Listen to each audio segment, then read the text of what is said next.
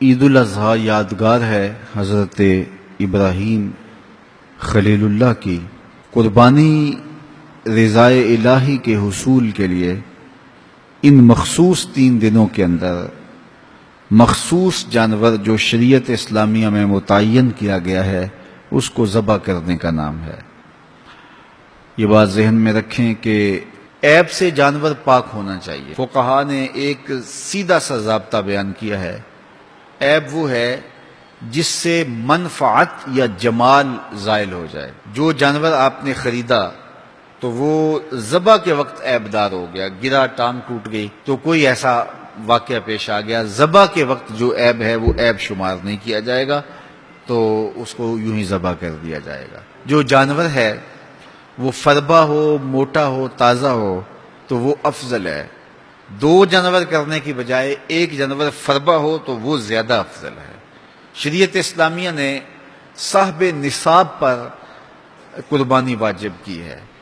نصاب وہ ہے جو ہمارے ہاں زکوٰۃ کا نصاب ہے، یعنی 52 تولے چاندی یا 7.5 تولے سونا، یا اس کی قیمت زکوٰۃ کے نصاب میں قمری سال گزرنا شرط ہے، لیکن یہ جو قربانی اور صدقہ فطر ہے اس میں سال گزرنا شرط نہیں ہوتا۔ ان عید کے 3 دنوں کے اندر ایک لمحے کے لیے بھی کوئی مالک نصاب ہو گیا تو اس کے اوپر جو ہے وہ قربانی واجب ہوگی۔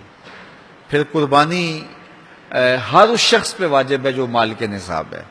بعض اوقات گھر کے اندر کئی افراد مالک نصاب ہوتے ہیں تو سب پہ واجب ہوگی۔ قربانی واجب آپ نے ادا کر لی اور اپنی طرف سے نفلی بھی دینا چاہتے ہیں تو یہ بھی آپ کو اجازت ہے۔ ہمارے آقا و مولا نے ایک قربانی اپنی طرف سے، ایک قربانی اپنی امت کی طرف سے پیش کی ہے، تو اگر امتی اپنے آقا کی جانب سے قربانی پیش کرتا ہے تو یہ اجر و ثواب کا باعث ہے۔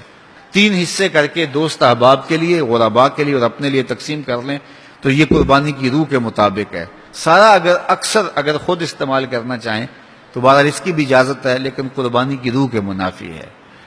جس کو گوشت لگتا ہے اس کو کھال بھی لگتی ہے۔ جس طرح گوشت آپ خود بھی کھا سکتے ہیں تو کھال خود بھی استعمال کر سکتے ہیں، یعنی آپ کھال کا مسلح بنا کے گھر رکھ سکتے ہیں، کھال کو اپنے گھر کی کسی ضرورت میں جو ہے وہ لا سکتے ہیں، لیکن قربانی کی کھال بیچ لیں اور اس کی قیمت اپنے مصرف میں لائیں یہ نہیں کر سکتے۔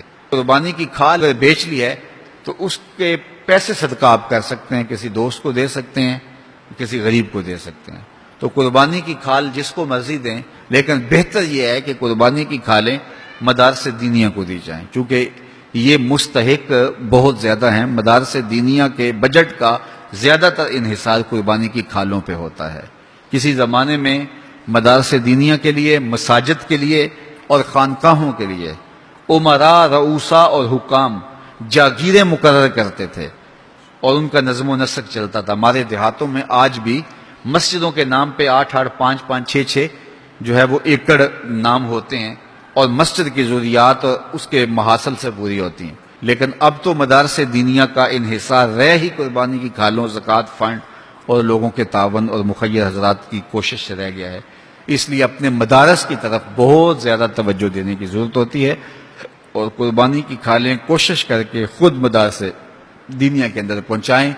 اور آپ کے سامنے جامعۃ المصطفیٰ ایک ایسی درسگاہ علمی ہے کہ جس کے فیضان سے ایک زمانہ متمتع ہو رہا ہے اور یہاں سے نکل کر اطراف و اکناف عالم کے اندر جو ہیں وہ لوگ پھیل رہے ہیں اور فائدہ پہنچ رہا ہے۔ اللہ کا شکر ہے، یہاں سے جانے والے پیغام کو مسلم بھی قبول کر رہے ہیں اور غیر مسلم بھی قبول کر رہے ہیں، تو یہ اللہ کا فضل ہے، اس پر ہمیں شکر ادا کرنا چاہیے۔ اور کتنے مسلمانوں کی اصلاح ہوئی ہے اور کتنے لوگ فائدے میں گئے ہیں، تو یہ ایک اللہ تعالیٰ کا بڑا فضل ہے اور اللہ تعالیٰ کا بڑا ہی کرم ہے کہ کتنے لوگوں کو یہاں سے فائدہ ہو رہا ہے۔